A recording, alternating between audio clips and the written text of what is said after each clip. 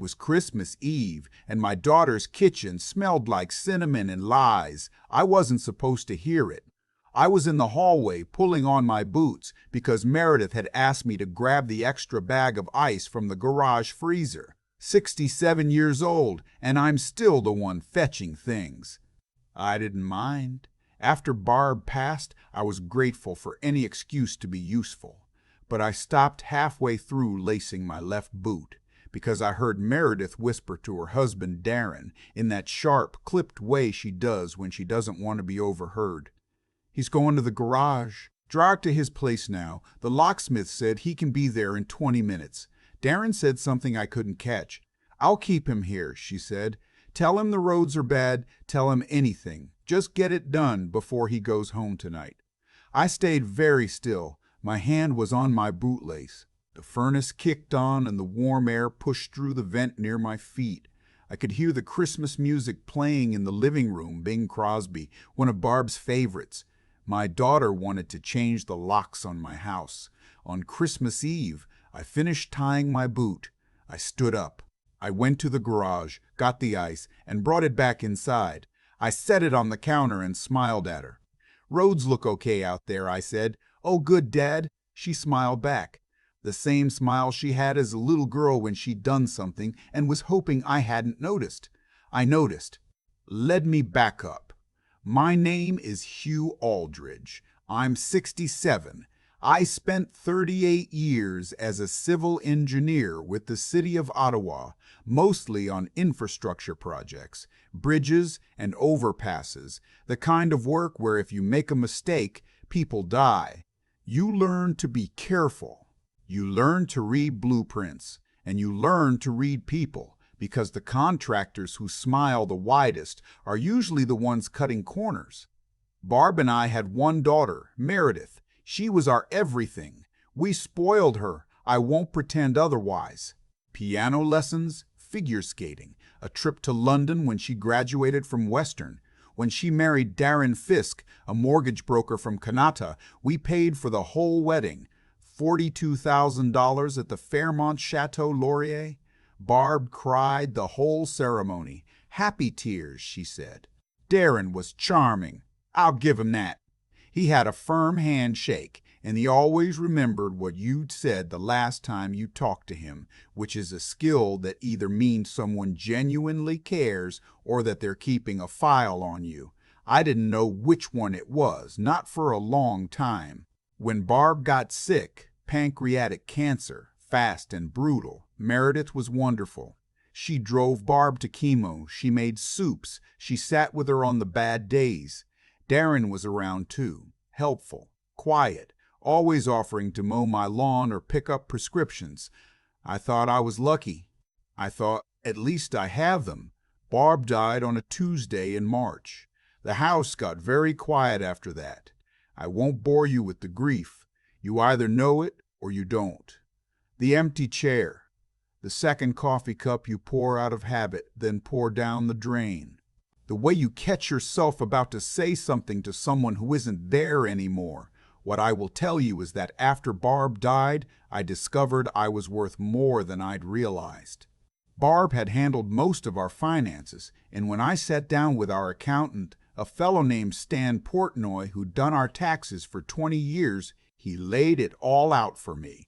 Between the house, which we'd bought in Westboro in 1991 for $210,000 and was now worth close to $1.4 million, the investments Barb had managed through our RRSP and TFSA accounts and my city pension, I was sitting on a net worth of roughly $2.8 million. I told Meredith none of this, not because I didn't trust her, not then, I just didn't think it was her business. Barb had always said, "Don't talk numbers with family. It changes how they look at you." Smart woman, my wife. The first sign something was off came about 8 months after Barb passed. Darren started asking questions, not obvious ones. He'd slip them into conversation like a man testing ice on a wake, 1 foot at a time. You ever think about downsizing, Hugh? That house is a lot for one person. My buddy at work says the market in Westboro is insane right now. You could probably get a fortune for your place. Meredith's worried about you being alone. What if something happened? You fall down the stairs, nobody knows for hours. I nodded along.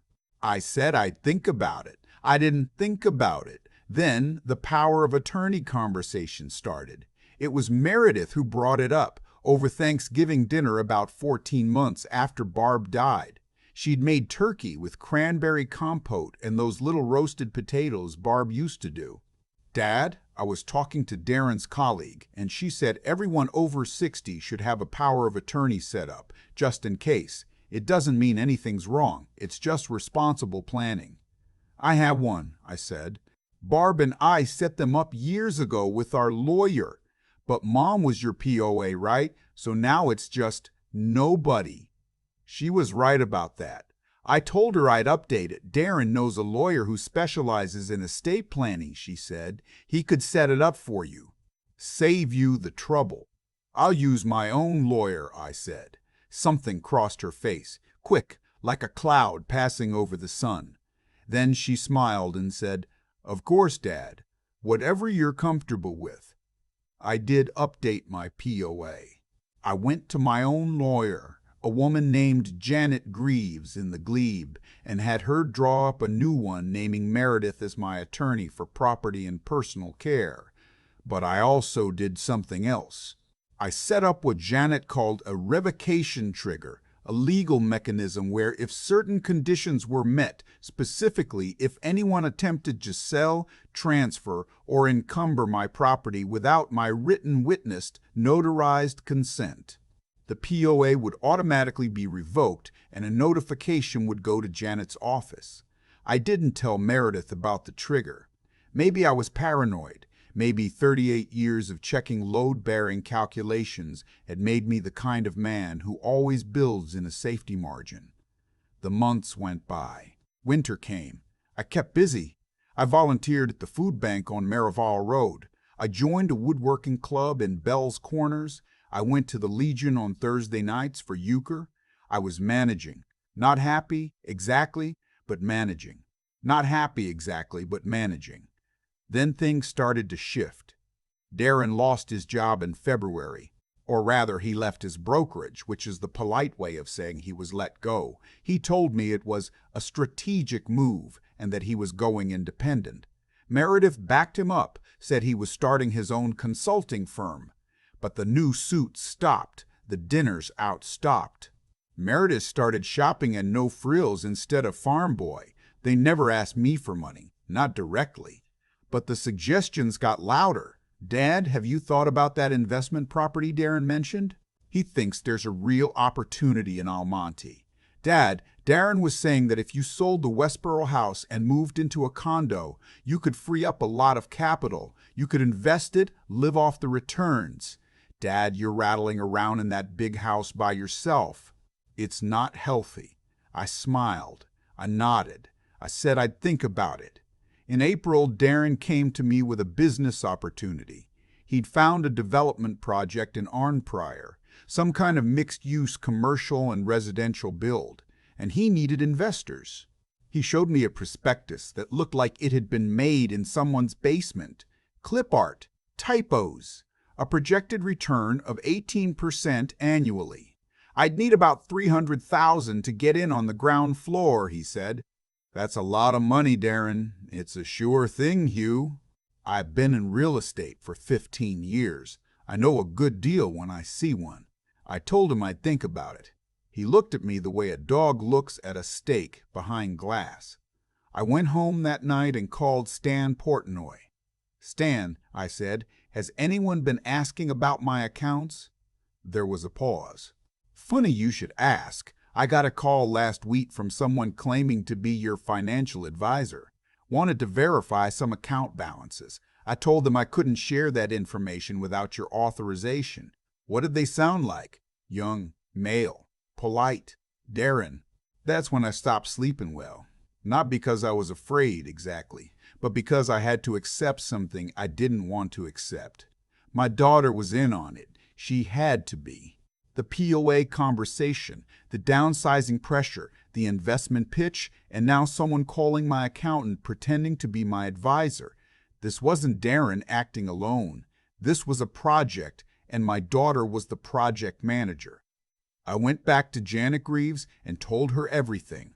She listened, made notes, and said, "Hugh, we should talk about what happens if they try to use the POA." "What do you mean?" "Meredith is your attorney for property. Legally, she can make financial decisions on your behalf if you're incapable. The danger is if they try to argue you're incapable when you're not. How would they do that? They'd need a medical opinion, or they could simply forge your signature on documents and hope nobody checks." I sat with that for a long time. Janet suggested I do 3 things. First, get a full cognitive assessment from my doctor and keep the results on file, proof that I was sharp. Second, put my house into a living trust, which would take it out of the reach of any POA. Third, set up a monitoring system on my bank accounts so that any transaction over $500 triggered an alert to both me and Janet. I did all 3. The cognitive assessment came back perfect. The doctor, a young woman at the Riverside campus of the Ottawa Hospital, actually laughed and said, "Mr. Aldridge, you scored higher than most of my 40-year-old patients." The trust was set up through Janet's office. My house, my investments, everything went into the Hugh Aldridge Living Trust. Meredith was no longer the gatekeeper of anything. The account monitoring was the easiest part. My bank set it up in 20 minutes. Then I waited, and now it was Christmas Eve. I stood in my daughter's kitchen with a bag of ice in my hands and Bing Crosby singing "White Christmas" in the other room, and I knew exactly what was happening.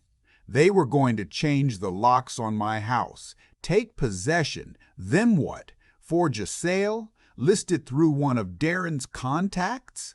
Or just move me into their spare bedroom and tell me it was for my own good? I didn't panic. I'd been preparing for this for months, but I felt something I hadn't expected. Sadness. Deep, hollow sadness, like the sound of an empty room. Because no matter how much evidence I had, no matter how many legal safeguards I'd built, the fact remained my daughter, the little girl who used to ride on my shoulders at the Tulip Festival, was trying to steal from me. "Dad, you okay?" Meredith was standing in the doorway. "You look pale." "Just the cold," I said. "Garage was freezing." "Sit down. I'll make you some hot chocolate." I sat. Darren had left, I noticed. His coat was gone from the hook by the door. His car wasn't in the driveway. He was on his way to my house. I took out my phone under the table and texted Janet Greaves. "It's happening. Locksmith at my house tonight." She replied in 30 seconds. "Cameras are on. I'm calling your alarm company now. Don't confront them." See, Janet and I had installed 2 security cameras at my house in November. Small, wireless, pointed at the front door and the back door. They fed to an app on my phone and to Janet's office. We'd also changed my alarm system so that any entry without my personal code would trigger a silent alert to the monitoring company and to the Ottawa Police Service. Meredith brought me the hot chocolate. She sat across from me and talked about her plans for New Year's. She talked about a trip she and Darren wanted to take to Tremblant. She talked about redecorating the bathroom, normal things, ordinary things.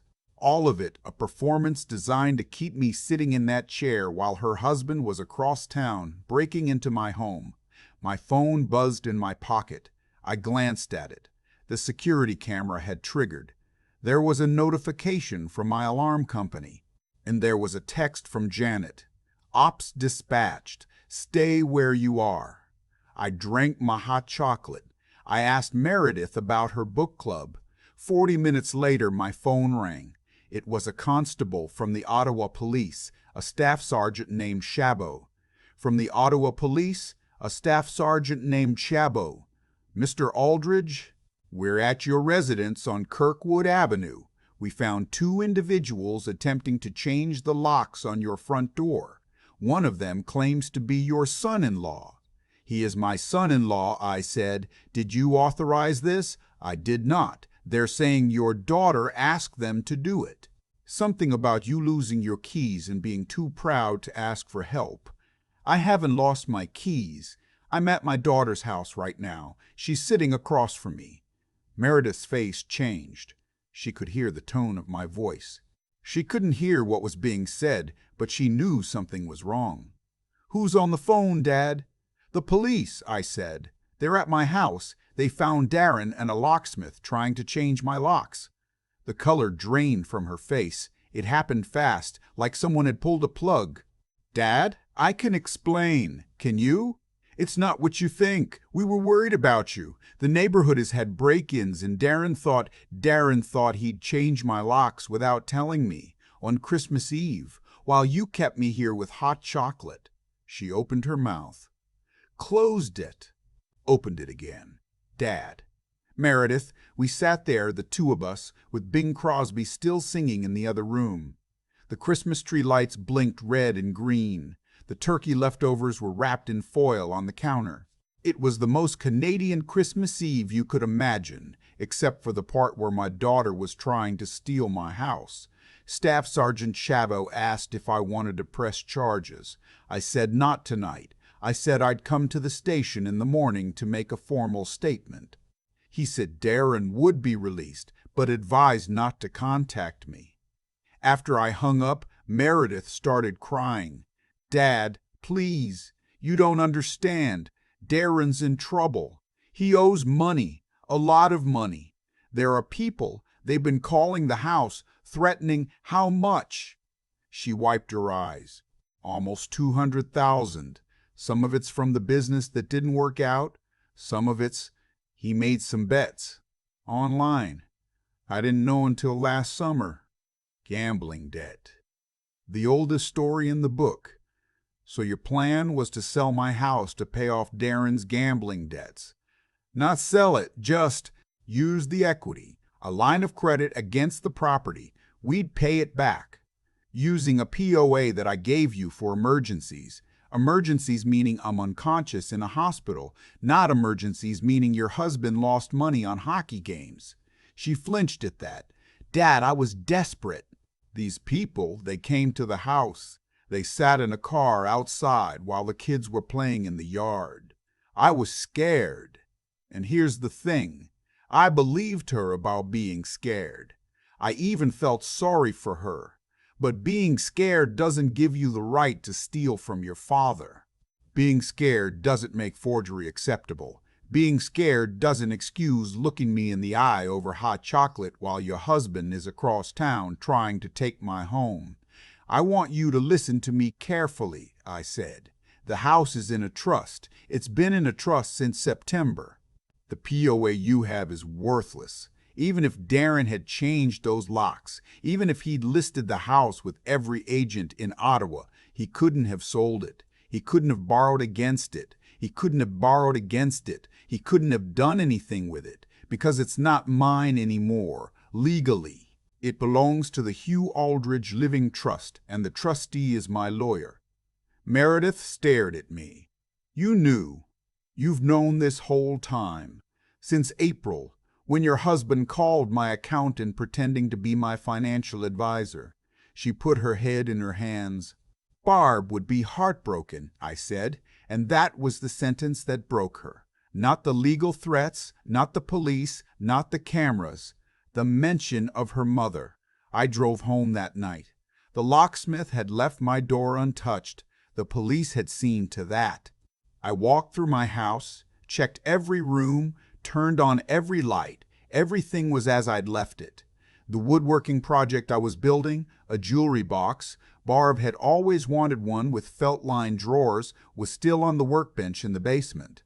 My coffee cup was still in the sink from that morning. I sat in my chair by the front window and looked at the snow falling on Kirkwood Avenue.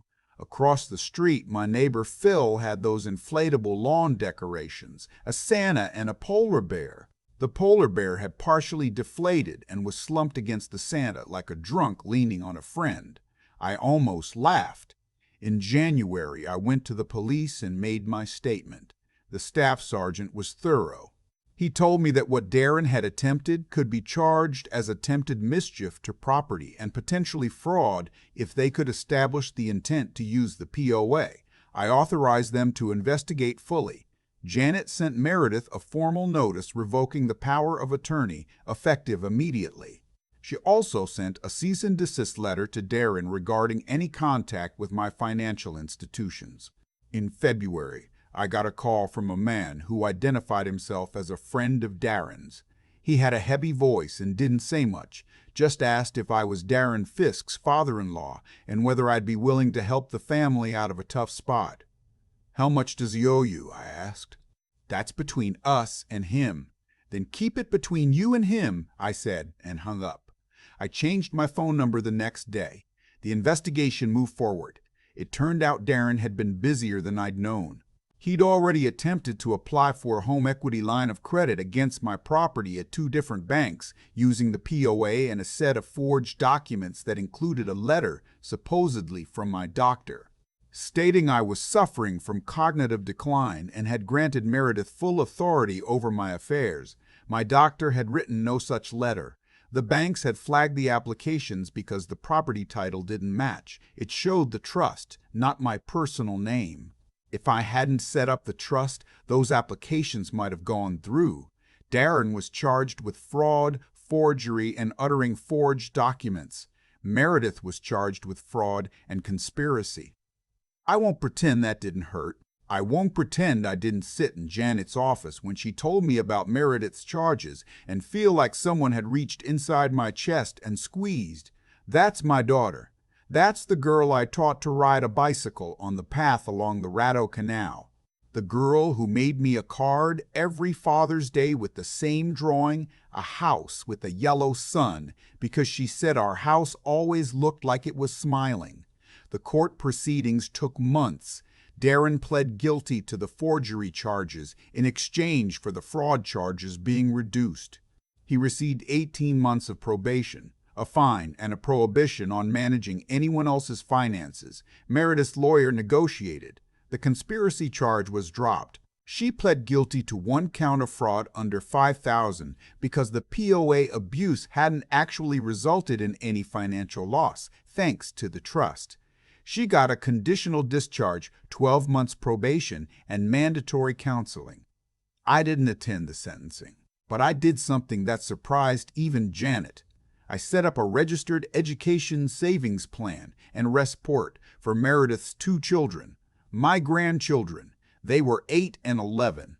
They didn't choose their parents. They didn't choose any of this. I put $50,000 into the Respart with the condition that it could only be used for post-secondary education and that neither Meredith nor Darren could access or redirect the funds. Janet was the trustee. "You're a better man than most, Hugh," Janet said. "I'm not," I said.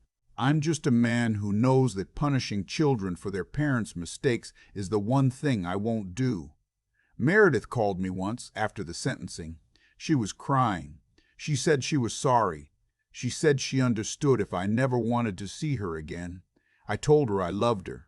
I told her that would never change. But I also told her that trust isn't something you can rebuild with a phone call, and that I needed time. "How much time?" she asked. "I don't know," I said. "I'll let you know," I said. "I'll let you know." It's been 4 months since that call. I haven't let her know yet. I'm still in the house on Kirkwood Avenue. I finished the jewelry box. It's sitting on Barb's side of the dresser, empty, because the woman I made it for isn't here to fill it. I go to the food bank on Tuesdays now, and the Legion on Thursdays. Phil across the street took down the inflatable polar bear, but left the Santa up until March, which tells you everything you need to know about Phil. People ask me sometimes, the fellows at Euchre, the women at the food bank, they ask how I'm doing. I say I'm fine, and mostly I am. I have my health, my house, my pension, my woodworking. I have a lawyer who calls me every 2 weeks to check in. I have a doctor who says my brain is sharper than most people, half my age. But I also have a daughter I can't quite look at yet, and grandchildren I send money to but don't visit. and a son-in-law who tried to steal my home to pay off gambling debts, and a jewelry box with no jewelry in it sitting on a dresser that used to belong to two people and now belongs to one. Barb used to say, "The house always looks like it's smiling." She was talking about the way the front windows caught the light in the afternoon. The house still catches the light, but some days, honest to God, it looks more like a grimace. If you're watching this and you're my age and your kids are a little too interested in your finances and your son-in-law has a handshake that's a little too firm and a smile that's a little too wide, do three things. Get a lawyer you trust, get a cognitive assessment on file, and put your house in a trust, because the people who love you the most are the ones who know exactly where the spare key is.